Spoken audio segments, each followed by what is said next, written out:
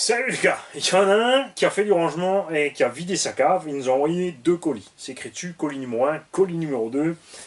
On va donc les déballer dans l'ordre. Et on essaiera de mettre les vidéos dans l'ordre aussi. Ça, c'est moi sûr. Et à bord, nous avons reçu des petites confiseries, des nougats, que je vais mettre du côté. Et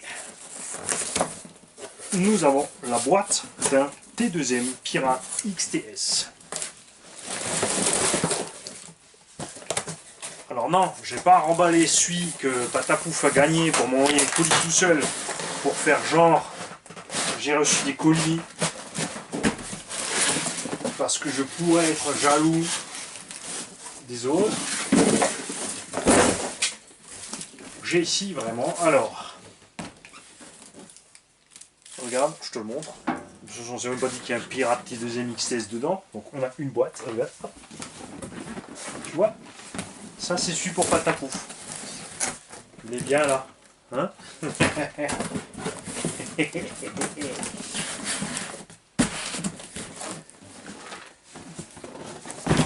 Donc, T2M Pirate XTS, peut-être. On va voir ça.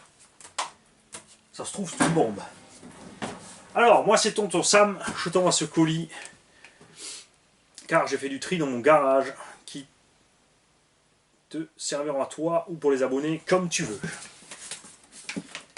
Ah, attends, ça continue derrière. Je ne vais pas t'écrire un roman. Non, ça va, t'es pas recto-verso.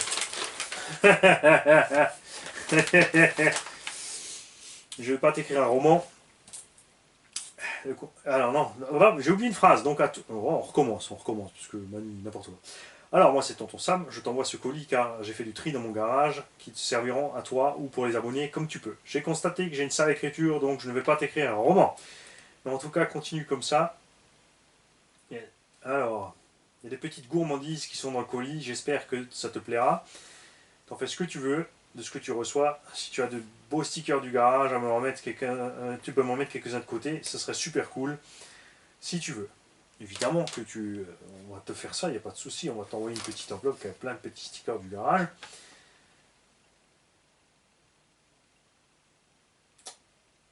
Alors, plus d'infos à l'ouverture du colis, n'hésite pas. Et c'est Sam Snake 28 qui nous a envoyé tout ça.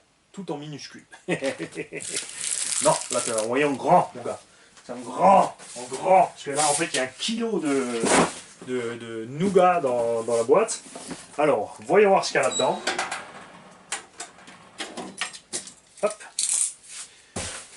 À dire que dans le temps, mon outil préféré était le marteau. Et ça commence à devenir le cutter. Parce que c'est un signe de vieillesse. Ça va finir en crawler, cette histoire. Ça va finir en crawler.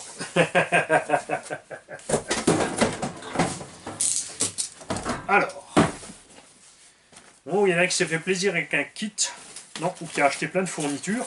Donc on a plein de sachets. Il a utilisé les sachets pour remplir le carton. Et c'est cool aussi, puisque moi ça peut me servir aussi pour le tri.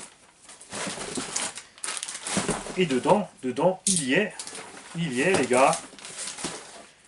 Nous avons une radio Racer 3G T2M. Dragon Hobby, j'ai envie de dire les mecs, hein, je pense que vous l'avez reconnu. C'est la même chose qui est rebadgé chez Serpent, qu'on trouve aussi sur AliExpress et autres. Donc c'est une radio de voix. Quelques petits réglages sympathiques déjà. Un Star Charger HRC, donc ça peut faire du LiPo jusqu'à 5 ampères. Donc tu branches de 2 à 6S et tu règles l'ampérage ici tout simplement avec la petite molette.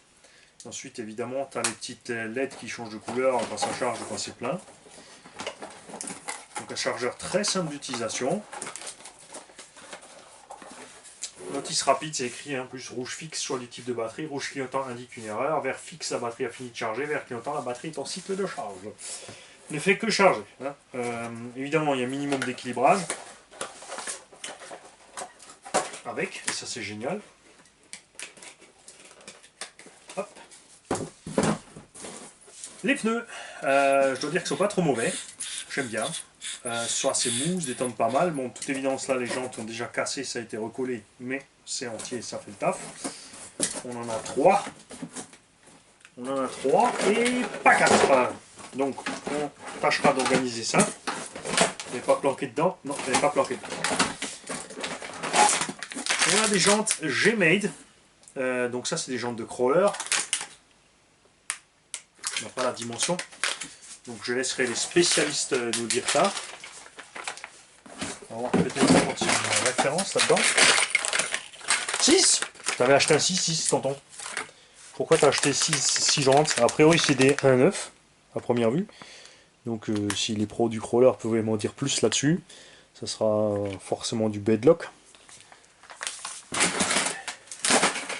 Et dedans, j'ai une carrosserie, deux carrosseries de Pirate XTS. Une entière, une deuxième entière, elle a déjà été renforcée, et une XTM X-Crawler. Donc c'est une carreau de MT. Bon, après on a toujours le problème des carrosseries chinoises, elle peut craquer les roues, mais ça peut dépanner quand même. Et donc le reste de ce pirate là. Ça tombe bien quand on a la main comme ça, puisqu'il existe un buggy avec exactement la même fabrication, hexagone de 17, route buggy, ils appellent ça un 1.8, alors que bon, c'est clairement pas les dimensions d'un 1.8, on est d'accord. Hein, les mêmes amortos qui existent depuis 15 ans chez FS Racing, FTX et compagnie, tous les rebadges. Donc les mêmes cellules que Apsima, sauf que là les noix de cardan sont plus courts et qu'on n'a pas le problème avec les cardans qui butent. Hein, c'est assez marrant quand même. Cet engin a un arbre rigide au centre, donc tu as un cardan, le montage du moteur, juste une couronne t'emmène l'avant. Pas de diff central. Par contre, le buggy, lui, a un diff central. Et si quelqu'un d'entre vous pouvait se prendre le temps de me dire si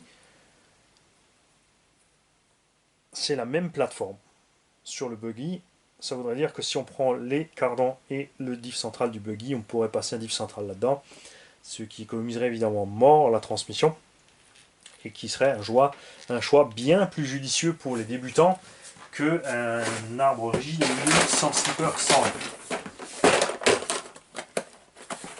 On a reçu une barquette de pièces aussi. Il faut que je change de lunettes, j'ai pas vu le scotch. Donc tout plein de pièces. Ah, on a le, tu vois, la couronne principale est là. Non, c'est celle-là. Ça c'était un thermique avec un truc. Donc on a toute la boîte. C'est-à-dire on a plusieurs couronnes centrales. Donc en plastique, après c'est bien protégé, on peut peut-être tromper dessus. On a même 2 boîtiers, donc je pense que tonton a eu des problèmes avec cette machine et, hein, et souvent aussi sur ce genre de construction, donc rebadgé, tu peux pas avoir toutes les pièces au détail. Des fois tu reçois un diff complet, des blocs complets. Donc les tontons, tenez-moi au courant. Est-ce que ça c'est une pièce entière? Est-ce que tu peux avoir les couronnes séparément? On a des triangles. Si on a la couronne organe, donc on peut avoir les couronnes à poil. En tout cas là on a tout le support moteur. On a les cardans. Ça veut dire qu'on peut monter la machine. Voilà. Elle est complète, je peux la monter. Du combo on en a là. J'ai presque envie, alors soit si on a du brushless pas trop balèze, on va mettre un petit brushless pas trop balèze. Plusieurs personnes m'ont dit justement d'origine en 2S ça fait un petit 50.